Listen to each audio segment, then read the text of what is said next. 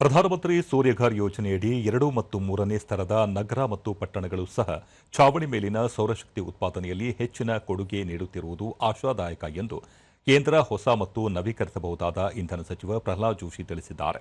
ಈ ಕುರಿತು ಸಾಮಾಜಿಕ ಮಾಧ್ಯಮ ಖಾತೆಯಲ್ಲಿ ವಿವರ ನೀಡಿರುವ ಅವರು, ಛಾವಣಿ ಮೇಲಿನ ಸೌರಶಕ್ತಿ ಉತ್ಪಾದನೆಯಲ್ಲಿ ಗುಜರಾತ್, ಮಹಾರಾಷ್ಟ್ರ ಮತ್ತು ಉತ್ತರ ಪ್ರದೇಶ ಮುಂಚೂಣಿ ರಾಜ್ಯಗಳಾಗಿದ್ದು, ದೇಶದಲ್ಲೇ ಲಖನೌ ಅಗ್ರಗಣ್ಯ ಜಿಲ್ಲೆಯಾಗಿ ಹೊರಹೊಮ್ಮಿದೆ ಎಂದು ತಿಳಿಸಿದ್ದಾರೆ. ಹೆಚ್ಚು ವಸತಿ ಕಟ್ಟಡಗಳು ಸೌರಶಕ್ತಿ ಉತ್ಪಾದನೆಯಲ್ಲಿ ತೊಡಗಿರುವುದರಿಂದ ಸಾಂಪ್ರದಾಯಿಕ ವಿದ್ಯುತ್ ಶುಲ್ಕ ಉಳಿತಾಯ ಆಗಿ ಜೊತೆಗೆ ಪರಿಸರ ರಕ್ಷಣೆಗೆ ಕೊಡುಗೆ ನೀಡಿದಂತಾಗಿದೆ.